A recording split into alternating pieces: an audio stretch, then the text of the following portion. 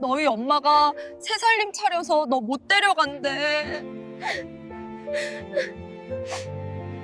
7살 유진은 그 말이 무슨 뜻인지 몰랐어요. 새살림이 뭔지, 왜 못 데려가는 건지, 언제 오는 건지. 그냥 그날 밤 이불을 뒤집어 쓰고 울었습니다. 소리를 내지 않으려고 입을 꽉 틀어막고요. 한 달이 지나도 엄마는 오지 않았어요. 석 달이 지나자 유진은 기다리는 걸 그만뒀습니다. 그리고 27년이 흘렀어요. 세계적인 구두 브랜드의 수석 디자이너가 된 유진은 어느 날 영상 한 편에서 그 여자의 얼굴을 발견했습니다. 재개발 직전 시장 골목, 낡은 구두 수선집. 이제 무너뜨려 줄게. 하지만 그곳에서 유진이 발견한 건 비정한 엄마가 아니었어요. 30년 동안 딸의 이름으로 다른 아이들을 살려온 사람이었습니다. 그리고 서랍 속 작은 빨간 구두 한 켤레, 먼지 투성이 골목 바닥에 무릎을 꿇은 유진이 말했어요. 엄마 저예요, 유진이에요. 지금부터 그 이야기를 시작합니다. 사연을 시작하기 전 구독과 좋아요 한 번씩 눌러주시면 이야기를 만드는데 큰 힘이 됩니다. 파리의 밤은 언제나 아름답다고들 했습니다. 에펠탑 불빛이 센 강위로 번지는 시간, 전 세계에서 몰려든 관광객들이 탄성을 터뜨리는 그 시간에도 오유진은 작업실 불을 끄지 못하고 있었어요.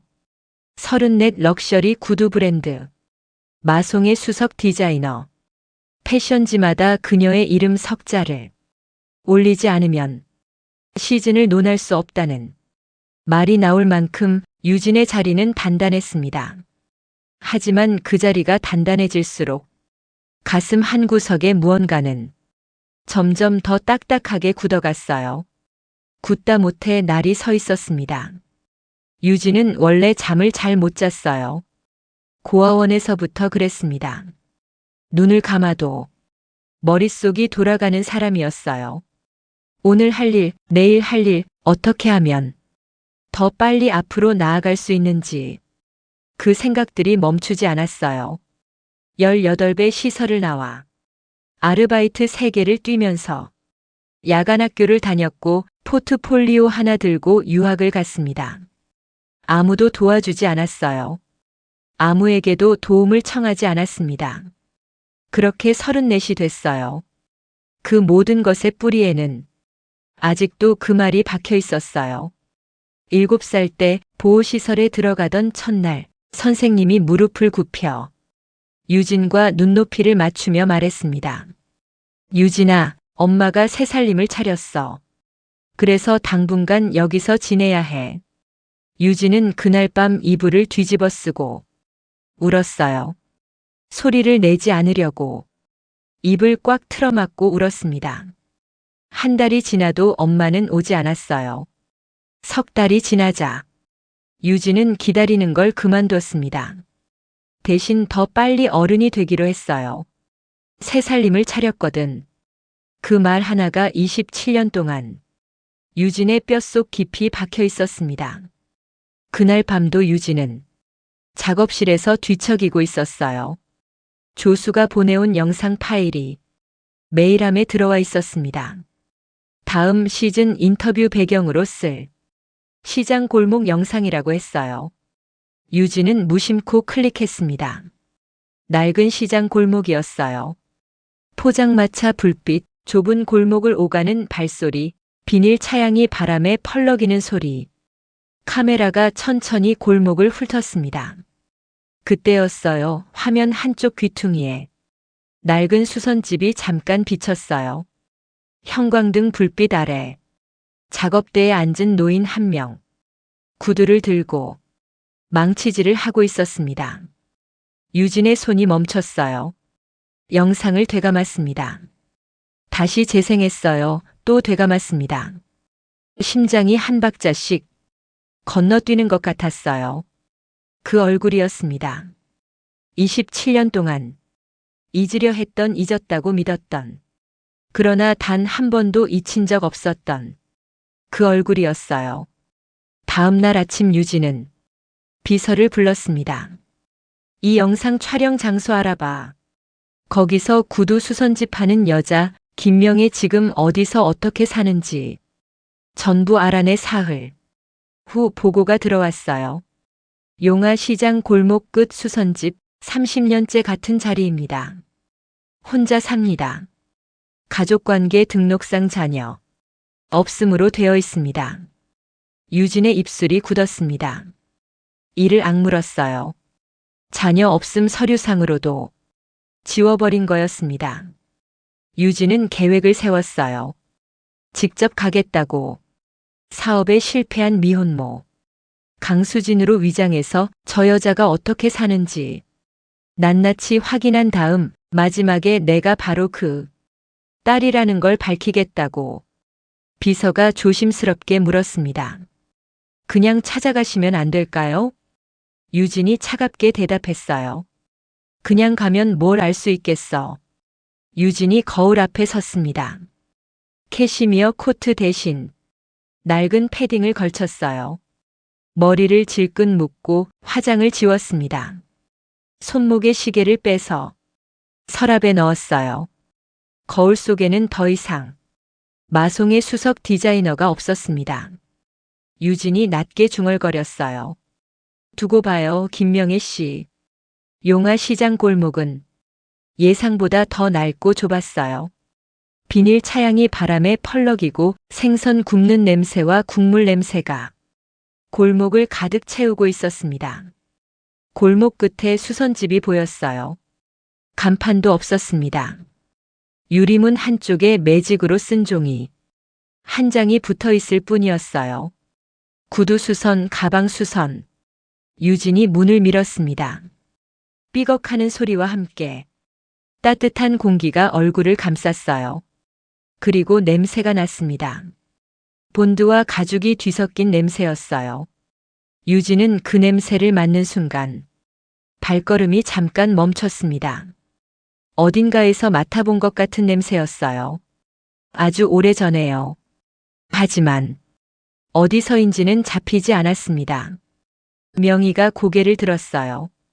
눈살을 찌푸리지 않았습니다. 오히려 자연스럽게 손짓했어요. 어서 와요, 수선 맡기러 왔어요. 유진이 낡은 구두를 내밀었습니다. 그리고 며칠 일손을 도우며 지낼 수 있는지 물었어요. 형편이 어렵다고 했습니다. 명희가 유진을 위아래로 살폈어요.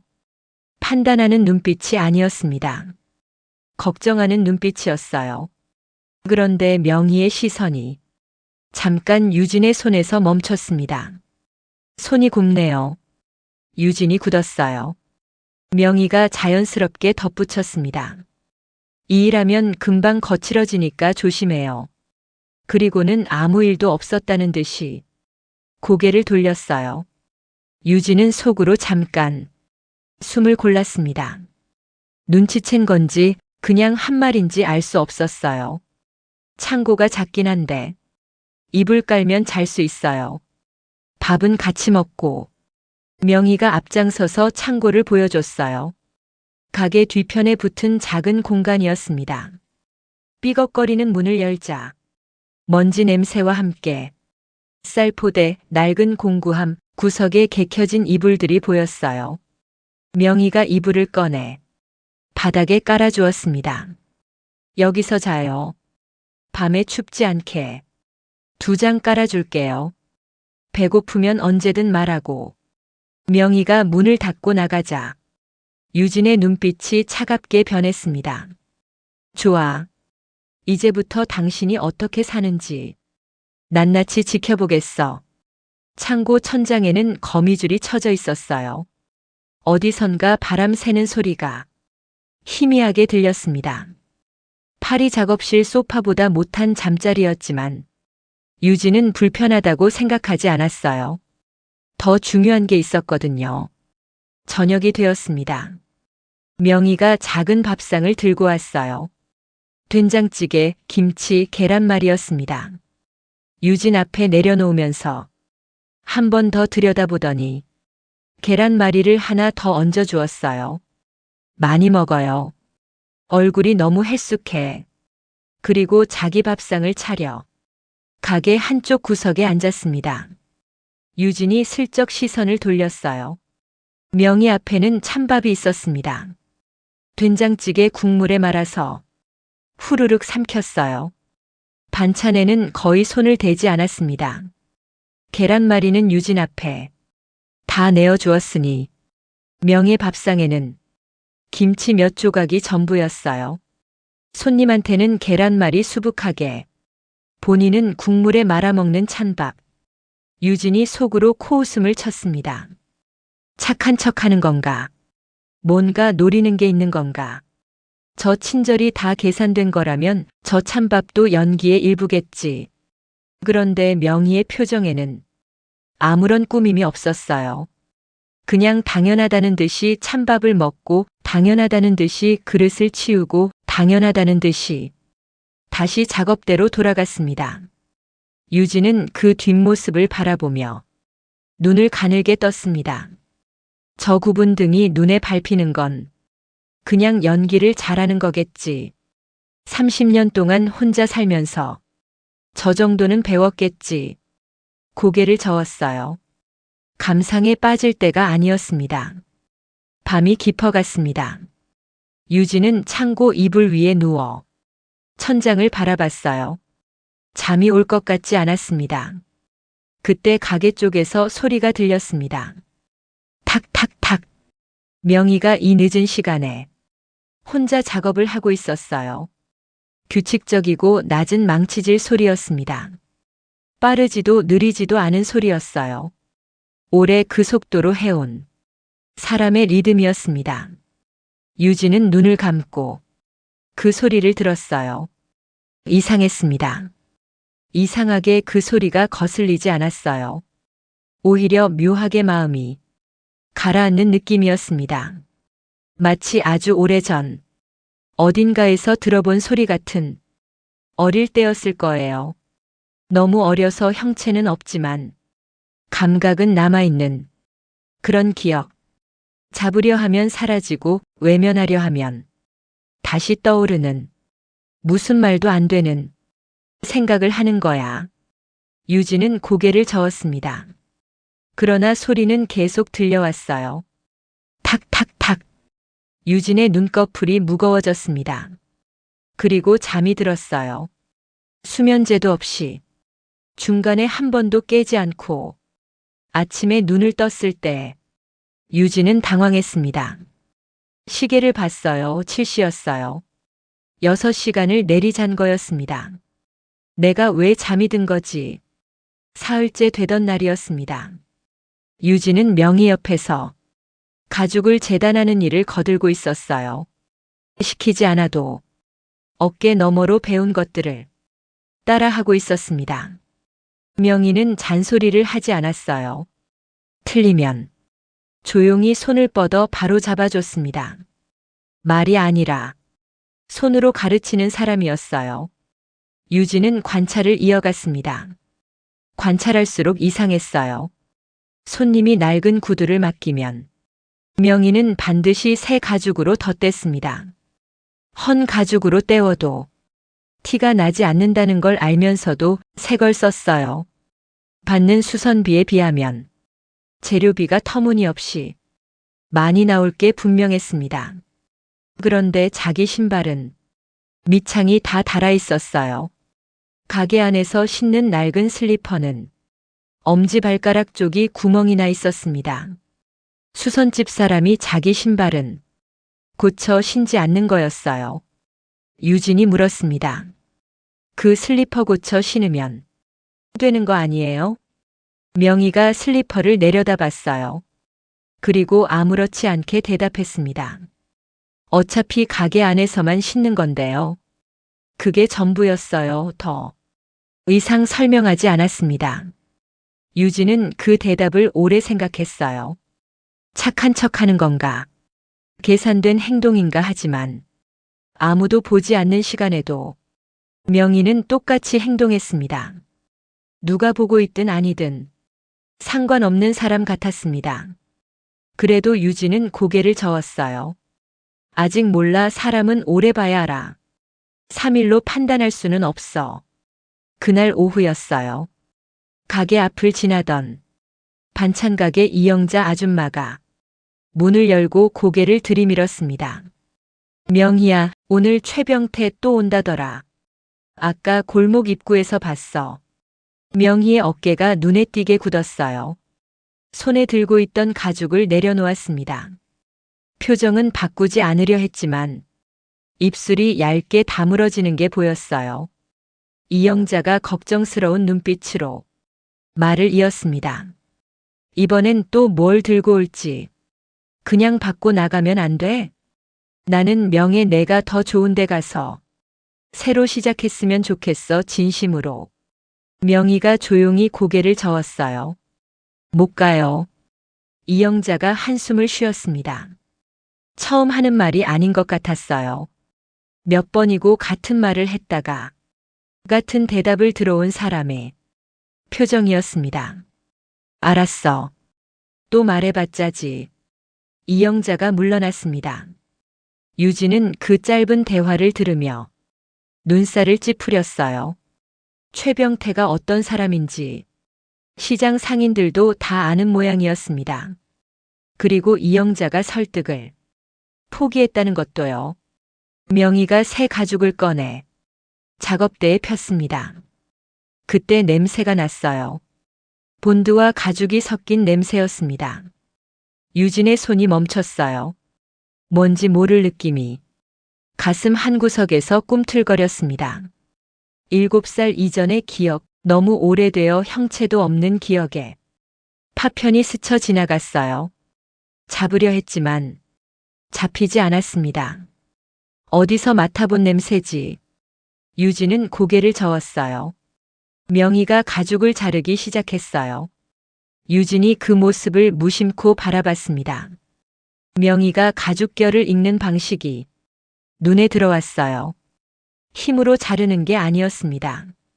결을 따라 방향을 잡고 그 방향으로 칼을 따라가는 방식이었어요. 유진의 손이 멈췄습니다.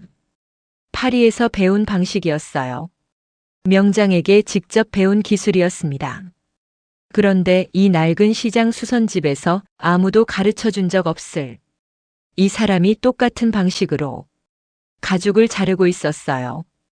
유진은 모른 척 시선을 돌렸습니다. 우연이겠지. 자르는 방법이야.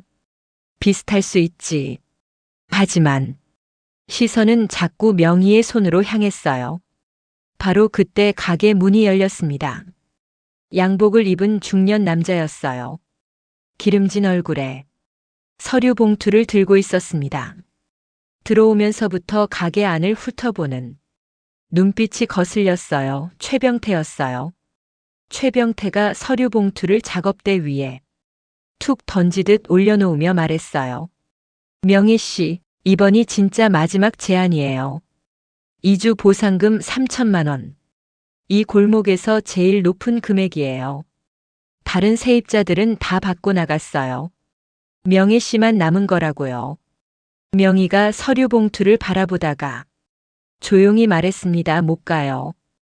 최병태의 얼굴에 짜증이 번졌어요. 못 가긴 왜 못 가요?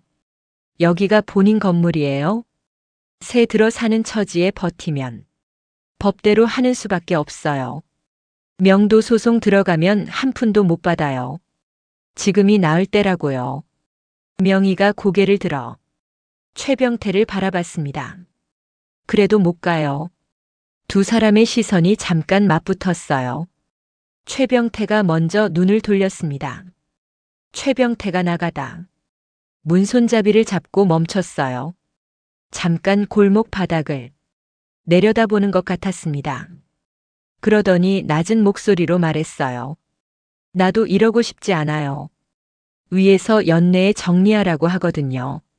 아버지 살아계실 때는 그래도 여기 사람들이랑 인사는 했는데 그 말이 진심인지 변명인지 알 수 없었어요.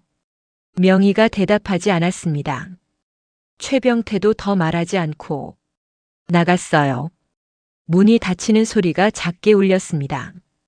최병태가 나가고 가게 안에 무거운 침묵이 내려앉았습니다. 유진은 골목 쪽을 바라봤어요. 최병태가 골목을 빠져나가면서 지나치는 상인들에게 눈인사도 하지 않는 게 보였습니다. 상인들도 그쪽을 보지 않았어요. 유진이 이영자 아줌마에게 낮은 목소리로 물었어요. 저 사람이 원래 저래요? 이영자가 목소리를 낮추며 대답했습니다. 건물 아버지가 살아있을 때는 그나마 나았어. 아버지 죽고 아들이 상속받으면서부터야 이 골목 세입자들 반은 저 사람 때문에 나간 거라고. 근데 뭐 저 사람도 위에서 쪼이는 게 있겠지. 나쁜 사람은 항상 더 나쁜 사람한테 쪼여. 그렇다고 명의가 당해야 한다는 건 아니지만 유진이 다시 명의를 봤어요. 명의는 아무 일도 없었다는 듯이 다시 가죽을 집어들었습니다. 하지만 손끝이 미세하게 떨리고 있었어요. 유진이 물었습니다. 왜 안 받아요? 3천만 원이면 적은 돈이 아닌데요. 명의가 잠깐 망치질을 멈췄습니다. 가게 안을 천천히 둘러봤어요. 낡은 작업대, 벽에 걸린 구두들, 형광등 아래 발해가는 달력까지요. 그냥 여기를 못 떠나겠어요. 그게 전부였습니다. 유진은 그 옆모습을 바라봤어요. 굽은 허리, 망치질로 납작해진 검지 손톱, 최병태가 다녀간 뒤에도 흔들리지 않는 손. 뭔가가 이 자리에 저 여자를 묶어두고 있는 게 분명했습니다. 그날 저녁 가게 문을 닫을 시간이 되었습니다. 명희가 앞치마를 벗으며 유진에게 말했어요. 오늘 고생했어요. 저녁 먹고 쉬어요. 유진이 대답하지 않고 명희의 손을 바라봤습니다. 하루 종일 망치질을 하고 가죽을 자르고 본드를 붙인 손이었어요. 굳은 살이 박이고 갈라진 손등 위로 새로 생긴 상처가 보였습니다. 밴드도 붙이지 않고 있었어요. 손 안 아파요? 명희가 손을 내려다봤습니다. 그러고는 무심하게 말했어요. 괜찮아요. 원래 이래요. 원래 이래요. 그 말이 이상하게 귓가에 맴돌았습니다. 아프다는 걸 모르는 게 아니라 아픈 게 당연해진 사람의 말 같았어요. 유진은 그 뒷모습을 바라보며 눈을 가늘게 떴습니다. 저 여자는 대체 뭘 위해 이러는 걸까? 계산이라면 너무 오래된 계산이고 연기라면 너무 철저한 연기야. 유진은 애써 고개를 저었습니다. 아직 몰라. 더 봐야 해. 그날 밤 유진은 창고에 누워 비서에게 전화를 걸었습니다. 목소리를 최대한 낮췄어요. 저 여자 작업대 옆에 과자 깡통 있어. 그 안에 뭐가 들어있는지 알아봐. 그리고 30년 전 남편 빚 관련 기록도 다 파봐. 채권자가 누구였는지, 그 돈이 어떻게 됐는지. 전화를 끊고 천장을 올려다봤습니다. 가게 쪽에서는 조용했어요. 명희가 불을 끈 것 같았습니다. 유진은 어둠 속에서 눈을 감았어요. 아직 모른다. 아직 판단하면 안 된다. 하지만 눈꺼풀은 이미 무거워지고 있었습니다. 나흘째 되던 날 오후였습니다. 유진은 비서에게 전화를 걸었어요. 목소리를 최대한 낮췄습니다. 투자자로 위장해서 접근해봐. 이 건물 통째로 사고 싶다는 사람이 있다고. 현 시세 3배로 전화를 끊고 유진은 창고 문틈으로 가게 안을 바라봤습니다. 명희가 손님 구두를 수선하고 있었어요. 저 여자가 돈 앞에서 어떤 표정을 짓는지 보고 싶었어요. 최병태의 3천만 원은 거절했지만 그건 액수가 적어서였을 거라고 생각했습니다. 1시간쯤 지났을 때였어요. 그 사이에 손님이 2명 다녀갔습니다. 한 명은 굽이 다른 구두를 맡겼고 한 명은 지퍼가 고장난 가방을 들고 왔어요. 명희는 두 사람 모두에게 언제 찾으러 오면 되는지 꼼꼼하게 설명했습니다.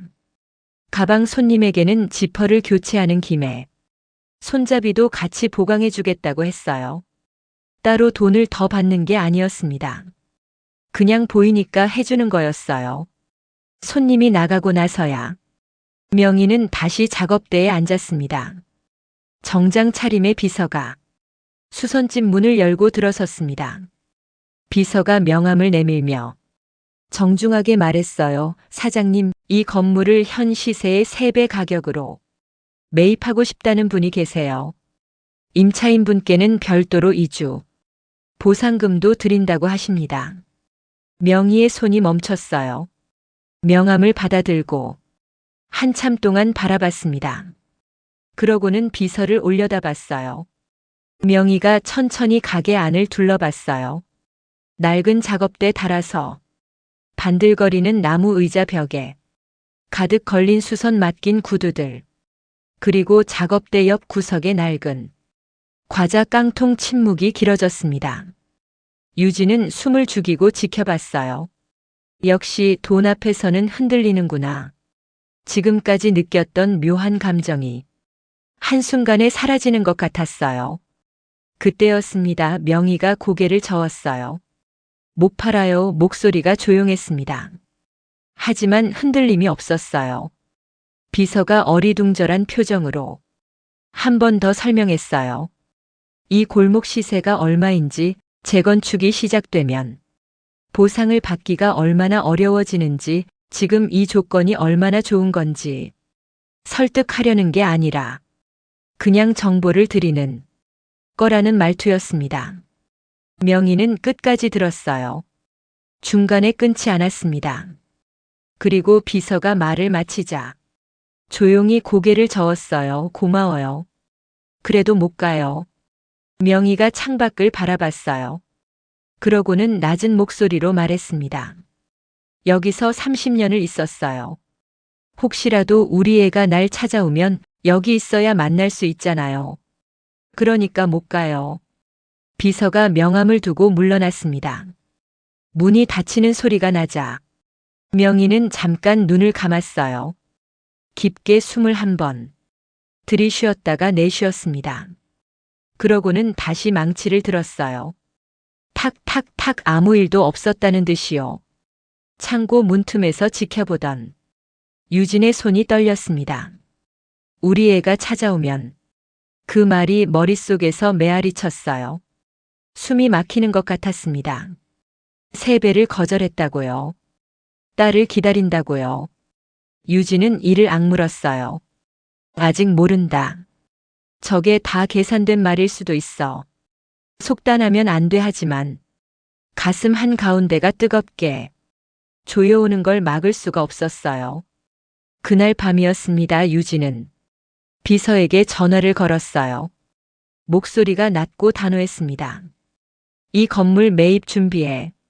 조용히 소유주 측이랑 직접 협상해. 비서가 잠깐 놀란 듯 했어요. 지금 결정하시는 건가요? 유진이 차갑게 대답했습니다. 응. 진행에 전화를 끊고 유진은 창고 벽에 등을 기댔어요. 감정이 결론을 내린 게 아니었습니다. 머리가 결론을 내린 거였어요. 저 여자가 어떤 사람이든, 진실이 무엇이든 저 자리는 지켜줘야 했습니다. 이유는 나중에 알면 됐어요. 유진은 다시 비서에게 전화했습니다. 그리고 깡통 조사 어떻게 됐어? 비서의 목소리가 조심스러워졌어요. 확인이 좀 어렵습니다. 회장님 30년치 자료라. 일일이 찾아야 해서요. 남편 빚건도 당시 기록이 흩어져 있어서 시간이 좀 걸릴 것 같습니다. 유진이 낮게 말했어요. 더 빨리 내일까지. 그날 밤이었습니다. 가게 쪽에서 설거지 소리가 들렸어요. 명희가 늦은 시간에 혼자 그릇을 닦고 있었습니다.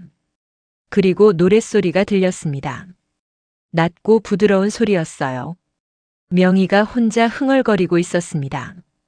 멜로디는 단순했어요. 자장가 같은 곡조였습니다. 유진의 몸이 굳었어요. 이 멜로디 왜 이렇게 익숙하지? 잡으려 하면 사라지고 외면하려 하면 다시 떠오르는 기억의 파편 같았어요. 너무 어린 시절에 기억이라 형체는 없었습니다. 그냥 감각만 남아 있었어요. 따뜻하고 좁은 곳에 있었던 기억. 그 기억 속에 이 멜로디가 있었던 것 같았습니다. 유진은 이불을 끌어당겼어요. 눈을 감았지만 잠이 오지 않았습니다. 진실이 자신이 믿어온 것과 다를 수 있다는 게 이상하게 무서웠습니다. 27년 동안 품어온 분노가 틀렸을 수도 있다는 게요. 유진은 눈을 꽉 감았습니다. 내일 비서 보고를 들으면 알 수 있겠지. 한편 그 시각 명희는 설거지를 마치고 창가에 앉았어요. 깡통을 무릎 위에 올려놓았습니다. 뚜껑을 열지는 않았어요. 그냥 손을 얹었습니다. 저 청년이 자꾸 마음에 걸렸어요. 손이 너무 고왔거든요. 일 안 해본 손이 아니라 다른 종류의 일을 해온 손이었습니다. 그 손이 가죽결을 읽는 방식이 묘하게 익숙했어요. 그리고 무언가를 감추려 할 때 눈이 약간 옆으로 향하는 버릇이 있었어요. 명희는 고개를 저었습니다. 그럴 리 없다고. 세상에 그런 우연이 어디 있겠냐고 하지만 깡통을 아는 손에 저도 모르게 힘이 들어갔어요. 다음 날 아침 비서의 전화가 왔습니다. 유진은 창고 문을 닫고 전화기를 귀에 바짝 붙였어요. 말해봐. 비서의 목소리가 조심스러워졌습니다. 깡통 안에 돈은 없었습니다. 유진이 눈살을 찌푸렸어요. 그럼 뭐가 있어? 기부 영수증이었습니다. 30년치요. 소아마비 아동 보조기구 제작 단체에 매달 빠짐없이 기부한 기록이에요. 유진의 귀가 멍해졌습니다. 비서가 말을 이었어요. 기부 명의란에 적힌 이름이 전부 오유진입니다. 총액이 3억이 넘어요, 회장님. 유진의 손에서 힘이 빠졌습니다. 남편 빚건도 확인했습니다. 당시 채권자들이 아이에게 법적으로 빚을 대물림하려 했던 기록이 있어요. 실제로 가능한 구조였습니다. 명희 씨가 아이를 보호시설로 보낸 건 그 직후예요. 시기가 정확하게 맞아떨어집니다. 전화를 끊고 유진은 그 자리에 주저앉았습니다. 3억 30년. 오유진이라는 이름으로 머릿속에서 두 가지 이야기가 충돌하고 있었어요. 새살림을 차렸다던 그 말과 30년 동안 딸 이름으로 다른 아이들을 살려온 이 기록이요. 어느 쪽이 진실일까요? 유진은 이영자를 골목으로 불러냈습니다. 이영자가 앞치마를 고쳐매며 유진을 바라봤어요. 뭔가 눈치챈 것 같은 표정이었지만 묻지 않았습니다. 유진이 먼저 입을 열었어요. 명희 씨 남편 도박빚으로 죽었다고요? 이영자의 얼굴이 굳었습니다. 골목 안쪽을 힐끔 바라봤어요. 명희가 가게 안에 있는 걸 확인하고 나서야 목소리를 낮췄습니다. 누구한테 들었어요? 그냥 알게 됐어요. 그때 빚이 아이한테도 넘어갈 뻔했다고요? 이영자가 한숨을 쉬었어요. 오래된 이야기를 꺼내는 게 쉽지 않은 듯 했습니다. 골목 끝을 바라보며 천천히 말을 이었어요. 명의 남편이 죽고 나서 채권자들이 달려들었어. 빚이 엄청났거든. 근데 그 사람들이 아이한테까지 법적으로 넘기려 했어요. 명희가 변호사한테 물어보고 알았대. 아이 이름으로 빚이 묶이면 평생 그걸 달고 살아야 한다고. 유진의 손이 차가워졌습니다. 그래서요? 아이를 보내기로 한 거야. 빚이 대물림되기 전에 아이 호적을 정리하고 보호시설로 보내면 채권자들이 손을 못 댄다고 했거든. 그게 그때 명희가 할 수 있는 전부였어. 이영자가 잠깐 말을 멈췄어요. 눈가에 주름이 깊게 패였습니다. 명희가 얼마나 울었는지 알아요? 아이 보내고 나서 사흘을 가게 문을 못 열었어. 내가 밥 갖다 줘도 안 먹더라고. 그냥 작업대 앞에 앉아서 아무것도 안 하고 있었어. 구두를 집었다가 내려놓고 집었다가 내려놓고 그러다가 나흘째 되던 날 아침에 문을 열었어. 그때부터 지금까지 하루도 안 쉬고 저러는 거야. 유진의 손이 떨렸습니다. 이영자가 눈물을 훔치며 말을 이었어요. 나도 몇 번이나 그냥 받고 나가라고 했어요. 더 좋은 데 가서 새로 시작하라고. 근데 명희가 뭐라는 줄 알아요? 여기 아니면 어디서 기다리냐고. 그 말 듣고 나서는 나도 더 말을 못하겠더라고. 이영자가 골목 안쪽을 바라봤습니다. 수선집 불빛이 보였어요. 내가 한 번은 새벽에 시장 오다가 봤어요. 명희가 가게 불도 안 켜고 어둠 속에 앉아서 저 깡통을 끌어안고 있더라고. 그게 몇 년 전이야. 근데 그때 얼굴이 아직도 생각나 울지도 않고 그냥 안고 있었어. 이영자가 목소리를 낮추며 덧붙였어요. 명희가 그 이후로 딱 한 번 나한테 이런 말했어. 아이가 언젠가 날 찾아오면 그때는 떳떳하게 안아줄 수 있는 사람이 되고 싶다고. 빚도 없고 아쉬운 것도 없는 사람으로. 이영자가 돌아서며 혼잣말처럼 중얼거렸어요. 30년을 그렇게 살았어. 그 사람. 유진은 골목벽에 등을 기댔습니다. 새 살림을 차렸거든. 그 말 하나가 27년이었어요. 그 말 하나로 유진은 고아원 이불을 틀어막고 울었고 아무에게도 기대지 않기로 했고 혼자 파리까지 갔습니다. 그 분노가 유진을 여기까지 오게 만든 힘이었어요. 그런데 그 말이 사실이 아닐 수도 있다고요. 유진은 눈을 감았습니다. 머릿속에서 기억들이 뒤엉켰어요. 고아원 첫날 밤 이불을 틀어막고 울던 7살의 자신 한 달이 지나도 오지 않는 엄마를 기다리다 지쳐 포기하던 날, 그 포기가 분노로 바뀌고 그 분노가 지금의 자신을 만들었다고 생각했어요. 그런데 그 시간 동안 저 여자는 이 자리에서 뭘 하고 있었던 걸까요? 내가 울던 그 시간에 저 여자도 울고 있었던 걸까요? 유진은 손등으로 눈가를 눌렀습니다. 눈물이 나오려는 걸 억지로 참았어요. 그날 새벽이었어요. 잠이 오지 않았습니다. 유진은 창고 문을 조심스럽게 열고 나왔어요. 깡통이 눈에 들어왔습니다. 유진이 손을 뻗어 뚜껑을 열었습니다. 빼곡하게 쌓인 영수증들이 보였어요. 맨 위에 있는 영수증을 꺼내 들었습니다. 이달 것이었어요. 오유진 기부 명의란에 유진의 이름이 적혀 있었습니다. 비서한테서 들었을 때와 직접 눈으로 보는 건 달랐어요. 유진의 손가락이 떨렸습니다. 영수증을 내려놓았어요. 그리고 시선이 옆으로 옮겨갔어요. 서랍이 살짝 열려 있었습니다. 유진이 조심스럽게 들여다봤습니다. 그 순간 심장이 멈추는 것 같았어요. 작은 빨간 구두 한 켤레가 있었습니다. 코끝이 다 떨어진 작은 구두였어요. 한때 빨간색이었겠지만 이제는 바래고 닳아 형체만 남아 있었습니다. 가죽은 군데군데 갈라져 있었고 밑창은 거의 없다시피 했어요. 그런데도 서랍 안에 가지런히 놓여 있었습니다. 함부로 다루어진 적 없는 물건처럼요.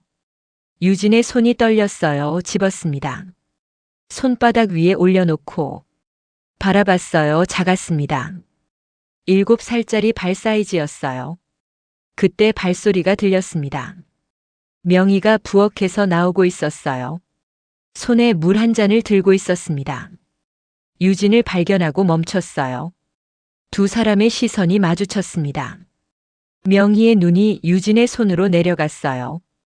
빨간 구두를 보는 순간 명희의 얼굴이 굳었습니다. 손에 든 물컵이 흔들렸어요. 유진이 떨리는 목소리로 물었습니다.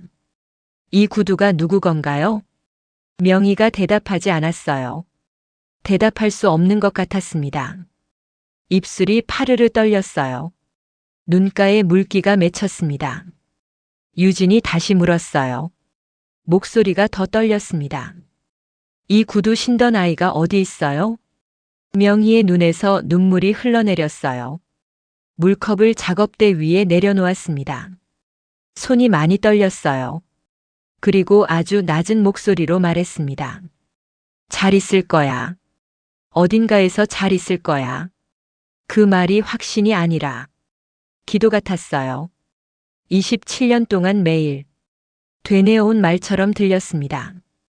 유진의 눈에서 눈물이 떨어졌어요. 손바닥 위에 빨간 구두. 위로 뚝뚝 떨어졌습니다. 가슴이 찢어지는 것 같았어요. 엄마 처음으로 그 소리가 목구멍까지 차올랐습니다.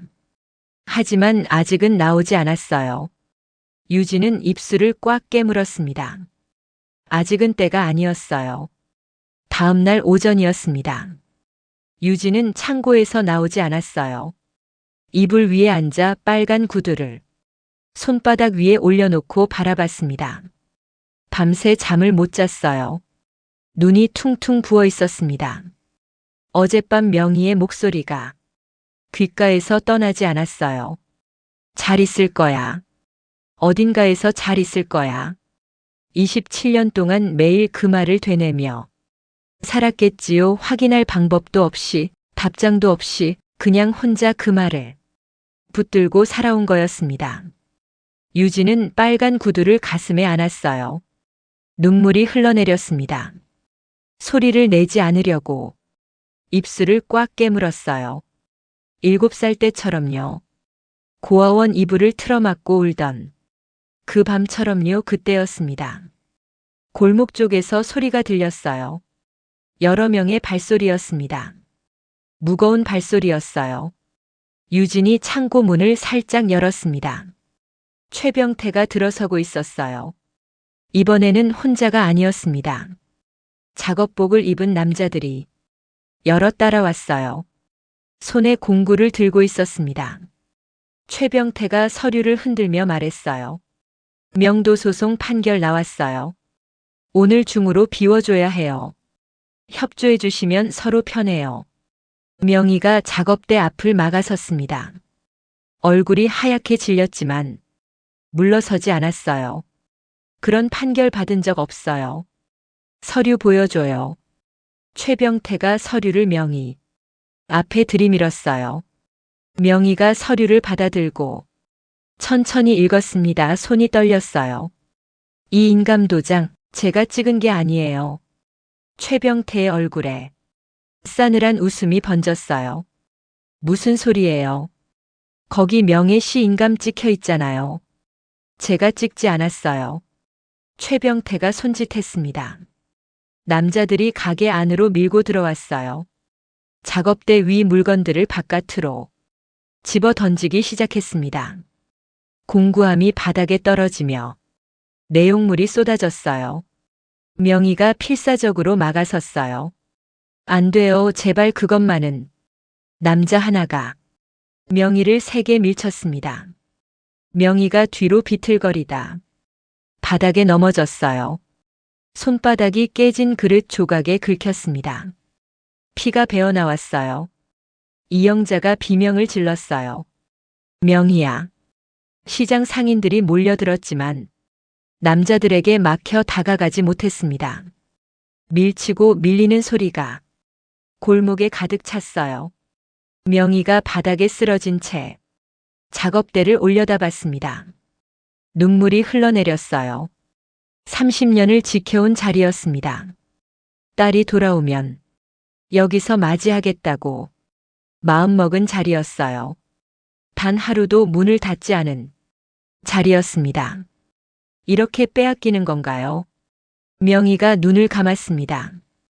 바로 그때였어요.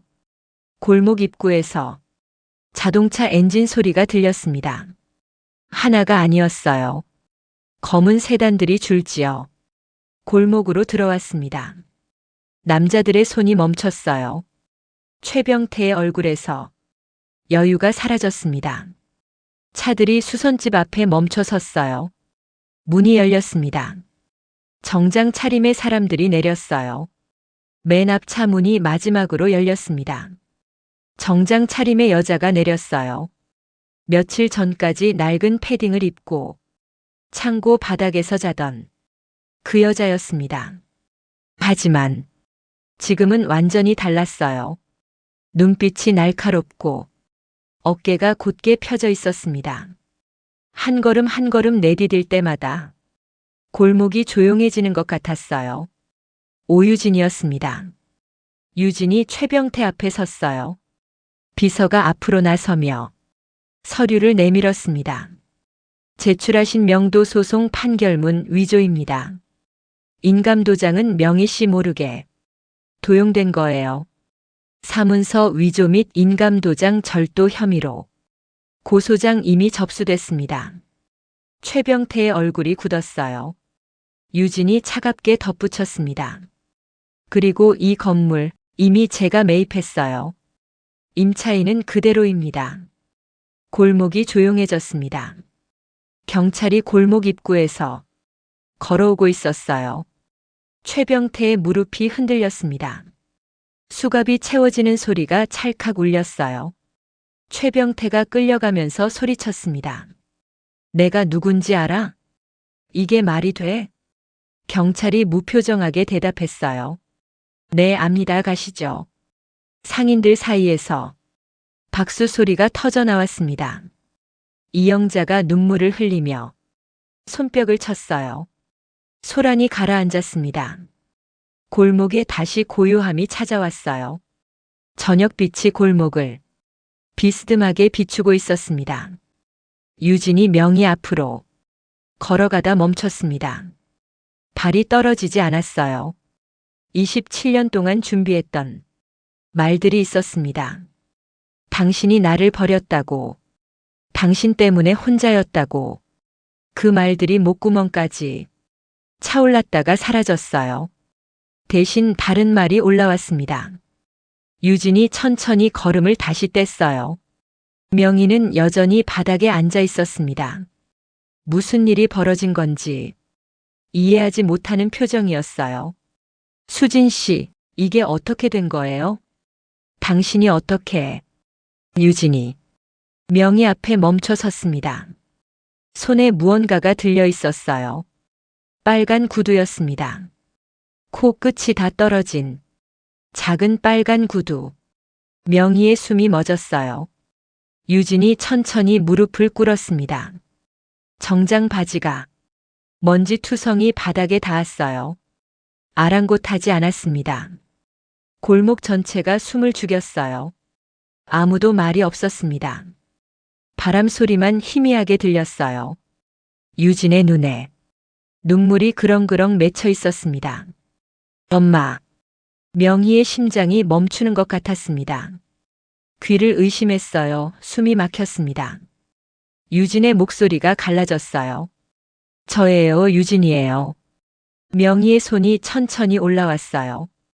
떨리는 손끝이 유진의 얼굴에 닿았습니다. 본드 냄새가 배어있는 손이었어요. 망치질로 납작해진 검지 손톱 갈라진 손등. 30년 동안 남의 구두를 고쳐온 손이었습니다. 정말 내가 유진이니? 목소리가 갈라졌어요. 30년 동안 삼켜온 그리움이 목구멍까지 차올랐습니다. 유진이 고개를 끄덕였어요. 엄마가 절 버린 게 아니라는 거 알았어요. 늦게 알았어요. 너무 늦게. 유진의 목소리가 끊어졌어요. 어깨가 들썩였습니다. 27년 동안 오해했어요. 용서해 주세요. 명희가 유진을 끌어안았습니다. 두 팔로 꼭 껴안았어요. 30년 동안 품어보지 못한 딸이었습니다. 30년 동안 꿈에서만 만나던 딸이었어요. 잡은 팔에 힘이 들어갔습니다. 놓치면 다시 사라질 것 같아서요. 명희가 오열했어요. 유진아, 우리 유진아 엄마가 죽기 전에 널 만나는구나. 유진도 울었습니다. 소리를 내어 울었어요. 34 인생에서 이렇게 운 적이 없었습니다. 고아원 이불 속에서도 소리를 내지 않으려 했는데 지금은 참을 수가 없었어요. 한참을 울던 명희가 고개를 들었습니다. 눈물 젖은 얼굴로 유진을 살폈어요. 30년 만에 만났는데도 제일 먼저 하는 말이 있었습니다. 유진아, 지금 어디 아프진 않니? 밥은 잘 먹고 다녔어? 유진의 눈에서 다시 눈물이 쏟아졌어요. 네, 엄마. 저 건강해요. 명희의 주름진 얼굴에 미소가 번졌습니다. 햇살이 내려앉은 것 같았어요. 그것만 들으면 됐어. 이영자가 앞치마로 눈물을 훔쳤어요. 30년 동안 명희의 아픔을 지켜봐 온 사람이었습니다. 시장 상인들도 눈물을 흘리고 있었어요. 골목 어귀에서 저녁빛이 두 사람을 감싸고 있었습니다. 2달 후였습니다. 마송의 새 컬렉션 발표회가 열렸어요. 보도자료 첫 줄에 이런 문장이 적혀 있었습니다. 이번 컬렉션의 이름은 명희입니다. 기자들 사이에서 웅성거리는 소리가 났어요. 파리 럭셔리 브랜드에서 한 번도 없던 일이었거든요. 오유진 디자이너가 무대에 섰습니다. 짧게 말했어요. 이 구두는 30년간 남의 구두를 고쳐온 한 사람의 손에서 시작되었습니다. 그게 전부였어요. 하지만 그것으로 충분했습니다. 발표회장 맨 앞줄에 명희가 앉아 있었습니다. 난생 처음 와본 파리였어요. 난생 처음 입어보는 드레스였습니다. 런웨이 위로 모델들이 걸어 나왔어요. 구두마다 밑창에 작은 글씨가 새겨져 있었습니다. 명희의 눈에 눈물이 그렁그렁 맺혔어요. 떨리는 손으로 무릎 위를 짚었습니다. 그 손에 유진의 손이 포개졌어요. 발표회가 끝나고 유진이 작은 상자 하나를 명희 앞에 내밀었습니다. 명희가 상자를 열었어요. 새 구두였습니다. 빨간색이었어요. 코끝이 반듯하고 밑창이 두툼한 제대로 된 구두였습니다. 명희의 손이 떨렸습니다. 엄마 발 사이즈 기억하고 있었어요. 명희는 한참 그 구두를 내려다봤어요. 눈물이 고였습니다. 그러더니 천천히 신었습니다. 30년 만에 제대로 된 구두를 신는 거였어요. 일어섰습니다. 한 걸음 내디뎠어요. 그리고 또 한 걸음 명희가 유진을 바라보며 웃었습니다. 주름진 얼굴에 햇살이 내려앉은 것 같았어요. 잘 맞네. 우리 유진이가 만든 구두도 사람의 손이 꼭 맞잡혀 있었습니다. 30년의 기다림이 끝났어요. 30년의 오해가 풀렸습니다. 진짜 구두는 화려한 재료로 만드는 게 아닙니다. 누군가의 발이 편안하기를 바라는 마음으로 만드는 것입니다. 김명희는 30년 동안 그 마음으로 구두를 고쳤습니다. 그리고 오유진은 평생 그 마음으로 구두를 만들 것입니다. 27년 동안 단 한 번도 연락하지 못하면서도 딸의 이름으로 다른 아이들을 살려온 명희 어머니 여러분이라면 그 마음을 견딜 수 있으셨을까요? 그리고 복수를 다짐하고 찾아간 딸이 낡은 서랍 속 작은 빨간 구두를 발견하는 순간 어떤 마음이 드셨나요? 오늘 이야기가 마음에 작은 울림을 남겼다면 앞으로도 여러분의 일상에 따뜻한 위로가 될 이야기들로 찾아뵐 수 있도록 구독과 좋아요 부탁드립니다. 그리고 오늘 사연의 주인공 명희 어머니와 유진에게 따뜻한 응원의 말도 댓글로 남겨주세요. 여러분의 이야기가 궁금합니다. 오늘도 당신의 하루에 작은 위로가 되었기를 바랍니다. 지금까지 인생사연 낭독극장이었습니다. 감사합니다.